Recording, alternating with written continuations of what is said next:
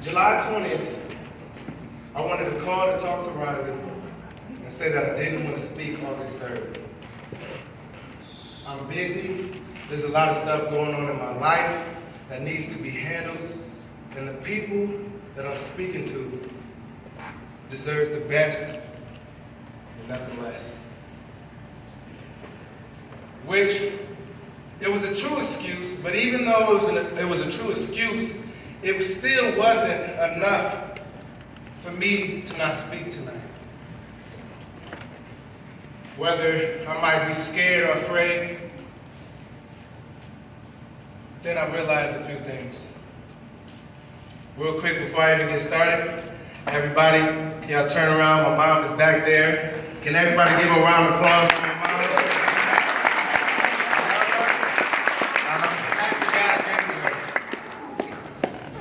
Funny story is, growing up, my mom, single parent as a kid, my mom is so humble. But before I even get to that, as a kid, I used to grow up, and I see we'd be passing McDonald's, and I'm like, hey, Mom, can I get some McDonald's? You know, she would reply and say, do you have McDonald's money? Mom, Tell him. can I get some Burger King? Hey, tell him. I'm like, hey, do you got Burger King money? Every restaurant, every store had its own money. I was like, one time I was like, Mom, I got Monopoly money. No, I'm just like, when I went to the stores, I wasn't able to touch anything. I wasn't able to. Ever. So now, since I'm grown, every time I walk to the store, I'm touching everything because I'm here touching everything. Let me grab that. I wasn't able to. I wasn't, so I still do that. But to be honest, you know, my mom had to take care of 6 kids on her own. 5 older brothers, being able to get taken care of by a single mom. You know, it was funny, but if she just told me, look, right now I can't get you this because, you know, there's something better at home that we can eat. Right now I don't want to waste my money on this food, on this toy, really something that's really not mean anything. I don't want to waste my money on that. My mom, even if you met her, she would not tell you how much she has to work hard. Raising 6 kids as a single parent is hard. And let me just tell you the schedule that I didn't understand growing up and wasn't able to see. Monday at 8 o'clock, she'd wake up to go to work. No, I mean, she has to get to work at 8 o'clock. See, if I was going to work, I'd probably wake up at 8 to get there. No, but no, she has to wake up at 7 to get to work at 8. Sometimes she might try to leave a little earlier, get there at 7:30, so she can get out at so she can get out at 4:30. Now after 4:30 she gets back, we all home, she has to cook for us, or sometimes even go to our events. But right after she gets off at 4:30, she knows she has to be back at work at 10 o'clock for her next job. Okay, so from 7:30 to 4:30 if she gets there early, so she can leave out, so she probably has more time to cook something for us or to go to our basketball events. She knows that she has work at 10. From 10 to 6 a.m. she's up working. Tuesday comes around. She has a job. That's Tuesday, right? She has to be back at work at 7:30. She's working 3 jobs to supply for her children. I didn't understand that. If you would have asked the reason why she only got 3 hours of sleep, days on end, so that I could be able to have clothes on my back and food in my mouth to eat. I can tell you to this day, because of her hard work, I'm able to stand here to say I've never been hungry and I've never been without food. See, I have the excuse that I could have came up and tell Riley, hey, It's too busy. I'm too busy. And then I'm struggling with, my mom had no excuse, so then that brought me to my reason to why I need to speak here tonight.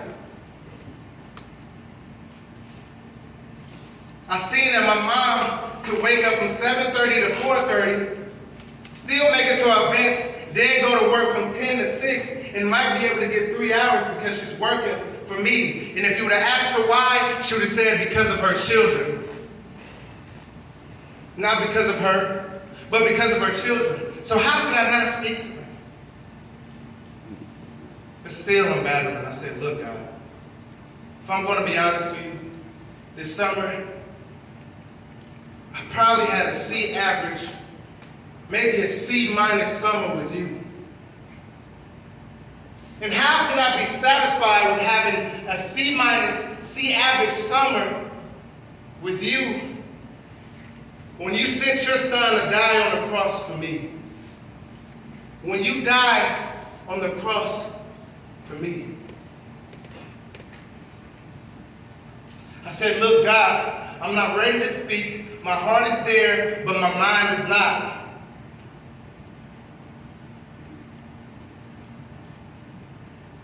But you see, I'm here today. And before I even get to telling you even more of why I'm here, we got to build a foundation.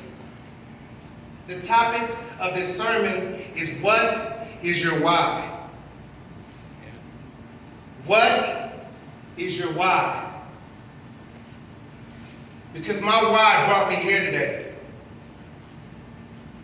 And something affected that. So, before I start speaking about my why, I want you to know about Jesus Christ's why. What he did for on the cross for every one of us in here. And the reason why I got this topic, what is your why, my first time walking into school and having a class with my youth ministry class, our professor showed a video of a guy speaking on TED Talks. If you don't know what TED Talks is, it's a place where you can, anything that's amazing, anything that can capture you, anything that is really out there, you can get great speakers on there, you can see magic shows on there, you can see them talking about how to make, talking about gun equality, anything. But this man chose to speak on the topic, and it was what, how, why. The projectors are down tonight, so I can't show you really what that is, but it was a circle, and he's brought up Apple, and he brought up people, companies like Apple, okay? So here's what it starts, okay? The middle is why, the outer layer is how and what, okay? What made Apple different is that it started from why, how, what, and other companies and how they want to reach their consumers. They go from what, how, why. You see a commercial with Apple, and you see, you see somebody up there, and then you see some cool laptop fly out. Do you want to be your own man?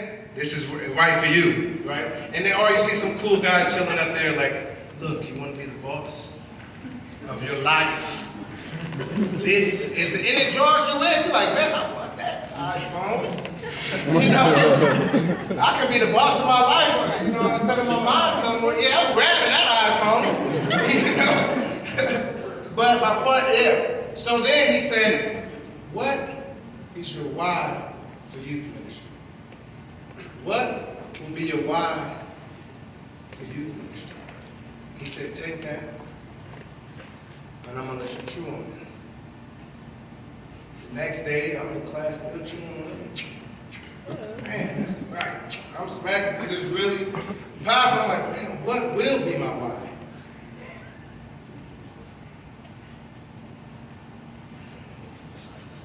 First John 4:10 says this.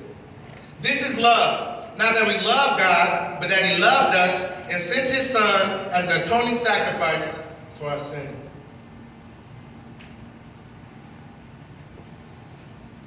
Now let's get to the foundation of why my why was built. God said, this is love, not that we love God, but that he loved us and sent his son as an atoning sacrifice sacrifice for our sin. He loved us enough to die for our sins. We see that God loved us enough to send his son to die on the cross for us. His why was because he loved us enough to save us from hell. Ephesians 2:4-5 says this, "But God, being rich in mercy, because of the great love with which he loved us, even when we were dead in our trespasses, made us alive together with Christ. For by grace you have been saved." Let's read it again. "But God, being rich in mercy, because of the great love with which he loved us, even when we were dead in our trespasses." Before we can even start to think about who God was, he died for us. Before we even cared to even think and focus on God, he was being nailed to the cross for you and for me. His love was enough that even while we were doing our own thing, he died. See, when he sent his son, when Jesus Christ died on the cross, it wasn't an easy death. He got beat within an inch of his life for us. And the same person that had that whip and was beating him, he died for that man. The same people that spit on Jesus, he was there dying for him. And his why was, he loved us.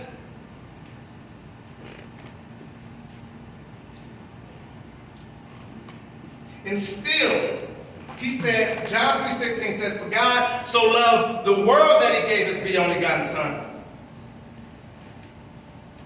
Still today, people will choose not to follow him, and he still died.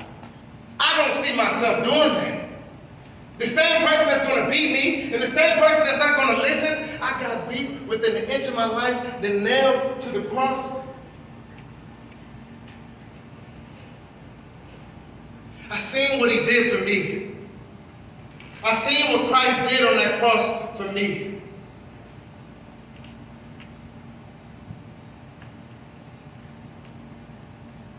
That's why I'm here. That's why I want to speak. This will be my calling. I can't give up now, because in the future, I'm going to be speaking to young men and women that will be broken, living in broken homes, living in broken lives. Parents are not there for them. And I want to be in the best relationship that I can have with Christ for them.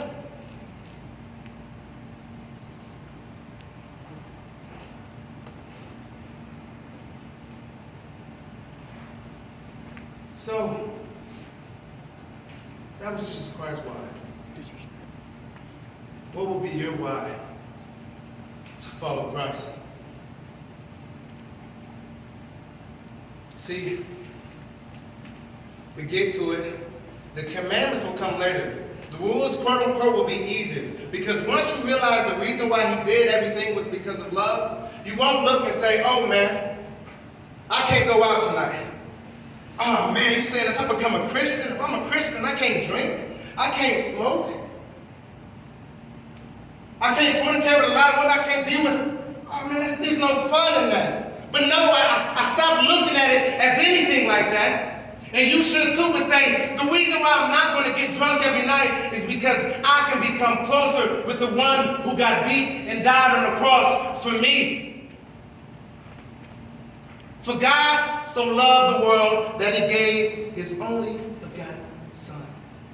It didn't say for God so loved the world that he cared about himself. He didn't come down for himself that he might get lifted high, but for everyone.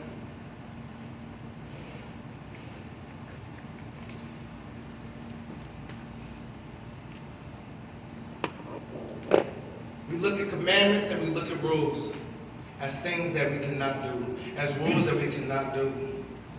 But instead of seeing it as what we cannot do, let's see it as why we can build a better relationship with Christ. Christ. The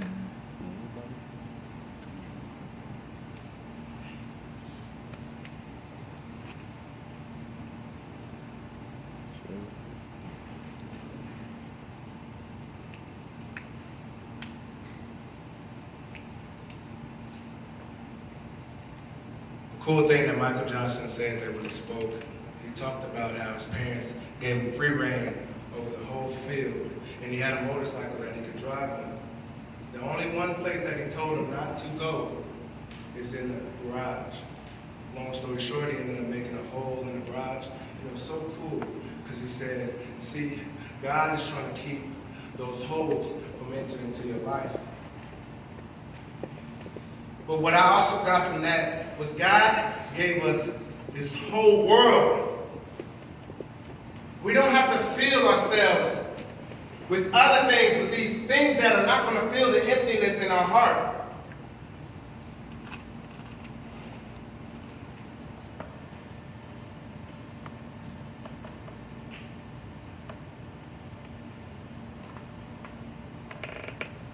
There's so much more in this earth that God has given us, more than to get drunk or high every night.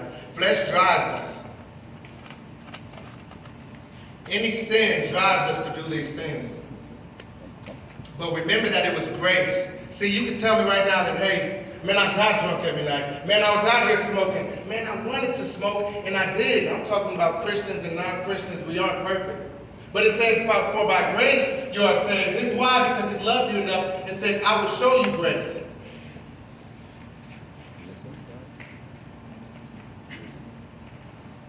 Now, I wasn't going to bring this up, but I was able to talk to Pastor Mark, and it was so cool.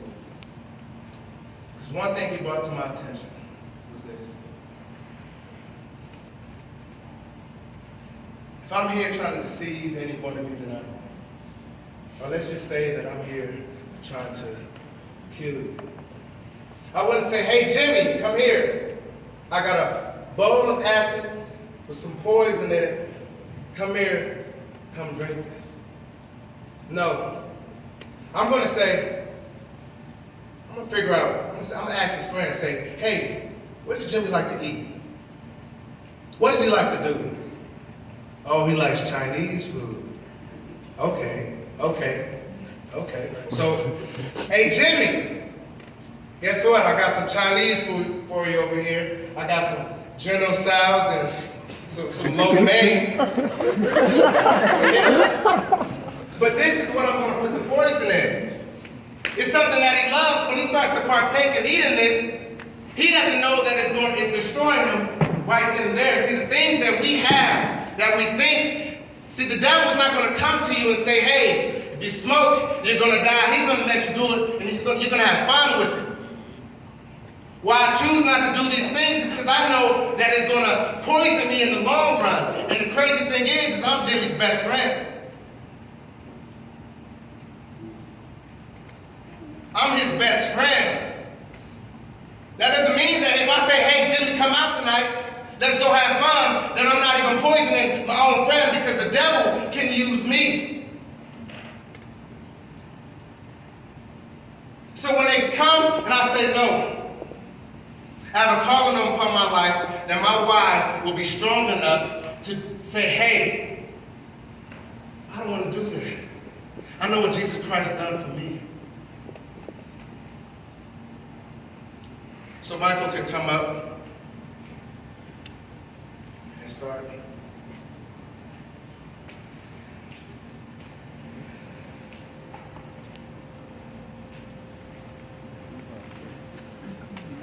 In conclusion, what would it look like if my mom didn't care for me? What would my life look like if she didn't sacrifice for me? If she didn't choose to work 3 jobs for me? If she chose to go out and to dwell in the world and become a crackhead, what would have happened to me? What would have happened if she would have chose other men over her children? Where would I be standing now? Where would I be standing now if I didn't have Jesus Christ to die for me? There wouldn't be no place for me. So what would be your why for Christ? What would be your why to not be content with having a C-average summer, but to strive to do your best, your very best, for the one who died for you? What would be your why to keep choosing him over others?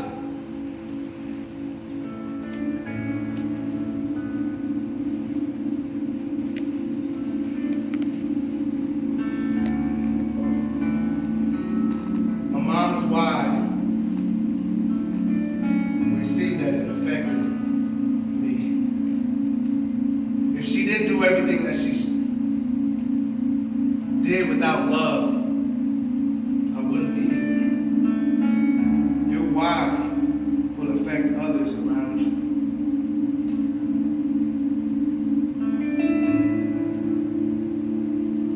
Tonight, I have two altar calls.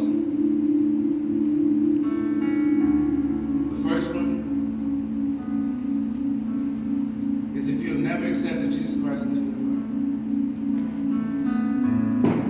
If you never understood truly what he did for you.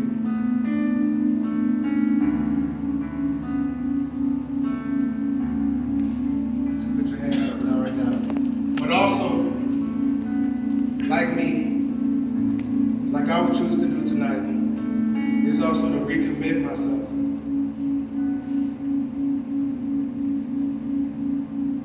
Now, I wasn't going to do this, but I would love, because I want to join in this call with y'all together. Because I'm not there yet. I don't have my degree yet. I'm still growing, and my why is still being shaped, and I'm still being attacked daily, but I will not give up, and that's why I chose to speak tonight. Because it's more than myself. So the second call that I will have for you, and I would love for Pastor Mark to come up and pray over us. Well, Pastor Riley's up here. So, what will be your why to never be content for Christ? Who would take the call with me to say from here on out, I would choose to lay myself down for others. And I would choose to have a better relationship with Christ because I know in the future I'm going to be speaking more to young men and women, and I want to be different for them. To say that there's more to life than what this world tries to tell you.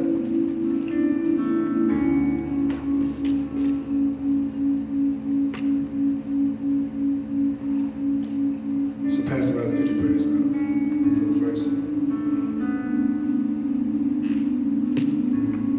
Let's just give it up for Josiah as he shared what God did.